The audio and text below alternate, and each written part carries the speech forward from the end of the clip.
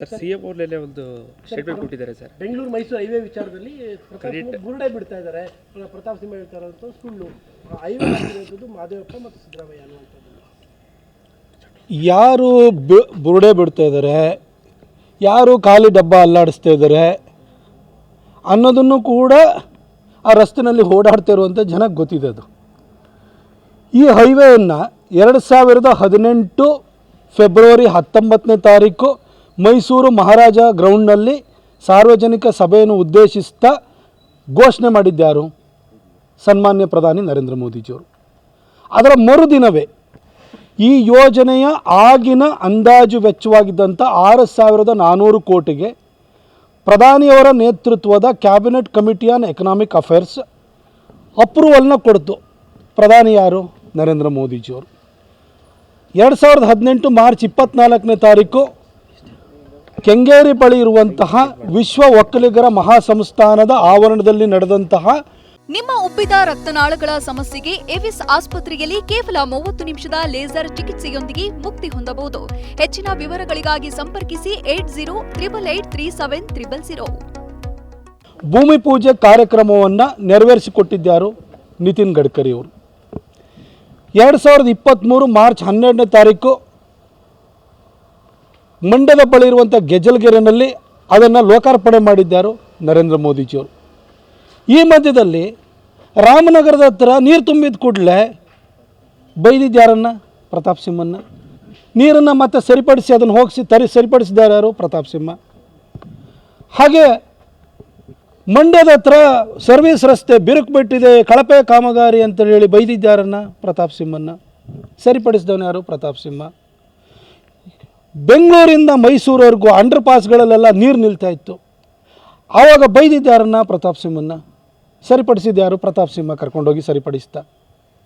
ಹಾಗೆ ಕಾಳೆನಹಳ್ಳಿ ಕ್ವಾರಿನಲ್ಲಿ ನಮಗೆ ಸಮಸ್ಯೆ ಆಗಿ ಕ್ವಾರಿನೇ ಕೊಡದೇ ಇದ್ದಾಗ ಅದರ ವಿರುದ್ಧ ಹೋರಾಟ ಮಾಡಿದ್ದು, ಕ್ವಾರಿನ ಕೊಡಿಸಿದ್ದು, ನಿಡಘಟ್ಟದಿಂದ ಮೈಸೂರವರೆಗೂ ರಸ್ತೆ ಆಗಬೇಕು ಅಂತ ಹೇಳಿಬಿಟ್ಟು ಅದಕ್ಕೆ ಬೇಕಾದಂಥ ಎಲ್ಲ ಕಲ್ಲನ್ನು ಪೂರೈಸಲಿಕ್ಕೆ ಶ್ರಮ ಹಾಕಿದ್ದಾರು?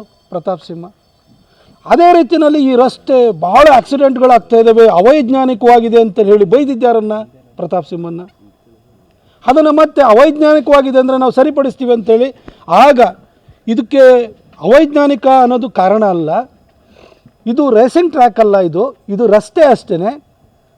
ಸಮಾಧಾನವಾಗಿ ಅತಿಯಾದ ವೇಗದಿಂದ ಹೋಗಬಾರದು, ಚಾಲನೆಯನ್ನು ಮಾಡಬಾರ್ದು ಅಂತ ಹೇಳಿ ಆಗಿನ ನಮ್ಮ ಸರ್ಕಾರದ ಮುಖಾಂತರವಾಗಿ ಅಲ್ಲಿ ನಿಯಮಗಳನ್ನು ತಂದು ಆಕ್ಸಿಡೆಂಟ್ಗಳನ್ನು ನಿಯಂತ್ರಿಸಿದ್ದಾರು ನಮ್ಮ ಸರ್ಕಾರ.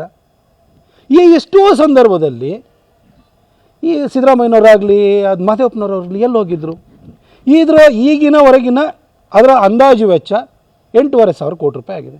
ಈ 8,500 ಕೋಟಿ ರೂಪಾಯಿನಲ್ಲಿ ಸನ್ಮಾನ್ಯ ಸಿದ್ದರಾಮಯ್ಯನವರು ಕೊಟ್ಟಿರುವಂತಹ 8.5 ರೂಪಾಯಿ ಏನಾದರೂ ಆ ಯೋಜನೆಯಲ್ಲಿ ಇತ್ತು ಅಂತಂದರೆ ನಾನು ಅವರಿಗೆ ಇದನ್ನು ಸಿದ್ದರಾಮಯ್ಯನವ್ರ ಹೈವೇ ಅಂತಲೇ ಮಾಡಿಬಿಡ್ತೀನಿ, ಅಥವಾ ಸಿದ್ದರಾಮಯ್ಯ ಮಹದೇವಪ್ಪ ಜೋಡಿ ರಸ್ತೆ ಅಂತ ಮಾಡಿಬಿಡೋಣ ಬೇಕಾದರೆ. ಎಲ್ಲ ಇದೆಯಾ? ಅವೈಜ್ಞಾನಿಕ ಅಂತ ಬೈಯುವಾಗ, ಅದು ಅಲ್ಲಿ ಕಳಪೆ ಕಾಮಗಾರಿ ಅನ್ನುವಾಗ, ನೀರು ತುಂಬಿದಾಗ ಬೈಯುವಾಗ ಯಾರೂ ಇರಲೇ ಇಲ್ಲ. ಮೊದಲು ಅದಕ್ಕಿಂತ ಹೊರತಾಗಿ ಹೇಳ್ತೀನಿ, ಒಂದೊಂದು ಸಮಸ್ಯೆ ಬಂದಾಗ್ಲೂ ಕೂಡ ಹೋಗಿ ಅಲ್ಲಿ ಅಧಿಕಾರಿಗಳನ್ನು ಕರೆಸಿ, ಲ್ಯಾಂಡ್ ಅಕ್ವಿಸಿಷನ್ ಆಫೀಸರ್ನ ಕರೆಸಿಬಿಟ್ಟು ಪ್ರತಿಯೊಂದು ಸಮಸ್ಯೆಯನ್ನು ಸಾಲ್ವ್ ಮಾಡಿದ್ದು ನಾನು. ಆದರೆ ಇದು ನನ್ನ ರಸ್ತೆ ಅಲ್ಲ, ಇದು ನರೇಂದ್ರ ಮೋದಿಜಿಯವರ ರಸ್ತೆ. ನಾನು ಮೋದಿಯವರ ಹೆಸರಿನಲ್ಲಿ ಗೆದ್ದಿರೋನು. ಮೋದಿಜಿಯವರು ಕೊಟ್ಟಿರುವಂಥ ಯೋಜನೆ ಚೊಕ್ಕವಾಗಿ ಅನುಷ್ಠಾನಗೊಳ್ಳಬೇಕು ಅಂತ ಹೇಳಿ ನಾನು ಶ್ರಮಪಟ್ಟು ಕೆಲಸ ಮಾಡಿದ್ದೀನಿ. ನಾನೊಬ್ಬ ಒಂಥರ ಮೇಸ್ತ್ರಿ ಅಂತ ಅನ್ಬೋದು, ನೀವು ಕೆಲಸಗಾರ ಅಂತ ಅನ್ಬೋದು. ನಾನು ಮೋದಿಜಿಯವರ ಪ್ರತಿನಿಧಿಯಾಗಿ ಆ ಕಾಮಗಾರಿಯನ್ನು ಪೂರೈಸೋದರಲ್ಲಿ ಒಂದು ಪಾತ್ರವನ್ನು ವಹಿಸಿದ್ದೀನಿ. ಅದು ಮೋದಿಜಿಯವರ ಹೈವೇ ಅಷ್ಟೇ. ಇದರಲ್ಲಿ ಯಾರೋ ಶ್ರೇಯಸ್ ಪಡ್ಕೊಳ್ಳೋದಕ್ಕೆ ಅಲ್ಲಿ ಓಡಾಡ್ತಿರುವಂಥ ಜನ ಏನಂತ ಹೇಳ್ತಾರೆ ಕೇಳಿದ್ದು? ಇದು ಯಾರು ಹೈವೇ ಅಂತ ಹೇಳ್ತಿದ್ದಾರೆ? ಇದು ಮೋದಿ ಹೈವೇ ಅಂತ ಹೇಳ್ತಾರೋ ಅಥವಾ ಇನ್ಯಾರ್ದು ಅಂತ ಹೇಳ್ತಾರೋ? ಓಡಾಡೋ ಜನಕ್ಕೆ ಗೊತ್ತು. ಮಂಡ್ಯ, ರಾಮನಗರ, ಚನ್ನಪಟ್ಟಣ ಹಾಗೂ ಮೈಸೂರಿನ ಜನಕ್ಕೆ ಗೊತ್ತು. ಹಾಗೆ ನಾನು ಮಾನ್ಯ ಸಿದ್ದರಾಮಯ್ಯನವರಿಗೆ, ಈ ರಾಜ್ಯದ ಮುಖ್ಯಮಂತ್ರಿಗಳು 2ನೇ ಸಾರಿ ಮುಖ್ಯಮಂತ್ರಿ ಆಗಿದ್ದೀರಿ ಸರ್, ನೀವು ಸಾರ್ವಜನಿಕ ವೇದಿಕೆಯಲ್ಲಿ ಈ ಪದ ಪ್ರಯೋಗ ಮಾಡುವಾಗ ಬುಡ ಬಿಡ್ತಾನೆ ಇವನಿಗೆ ಎಷ್ಟು ದೂರ ಬರುತ್ತೆ, ಸಿದ್ಲಿಂಗ್ಪುರದಿಂದ ಮೈಸೂರವರೆಗೂ ಎಷ್ಟು ದೂರ ಇದೆಯಪ್ಪ ವತ್ಸ ಅಂತೀರಿ ಸರ್. ಮಾನ್ಯ ಮುಖ್ಯಮಂತ್ರಿಗಳು ಸರ್, ನೀವು ಅರ್ಥ ಮಾಡ್ಕೊಳ್ಬೇಕು ಸರ್. ರಸ್ತೆ ಹ್ಯಾಕ್ ಸರ್ ಮಾಡ್ತಾರೆ?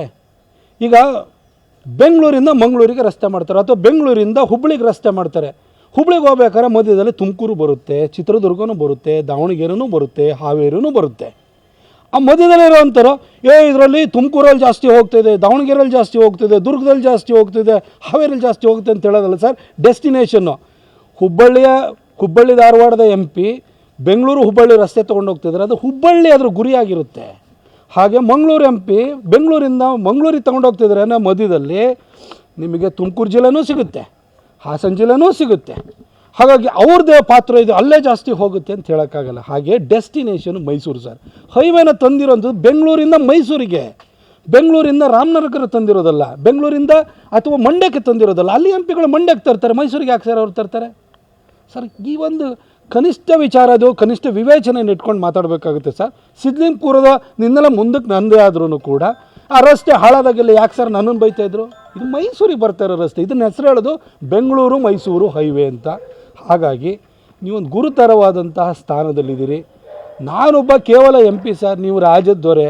ನೀವು ಮಾತಾಡಬೇಕಾದ್ರೆ ಇಷ್ಟೊಂದು ಒಂದು ರೀತಿಯಲ್ಲಿ ತಾತ್ಸಾರದಿಂದ ಮಾತಾಡುವಂಥದ್ದು ನೀವು ಅಲಂಕರಿಸಿರುವಂತಹ ಸ್ಥಾನಕ್ಕೆ ಶೋಭೆ ತರಲ್ಲ ಅಂತ ಹೇಳಲಿಕ್ಕೆ ಬಯಸ್ತೀನಿ.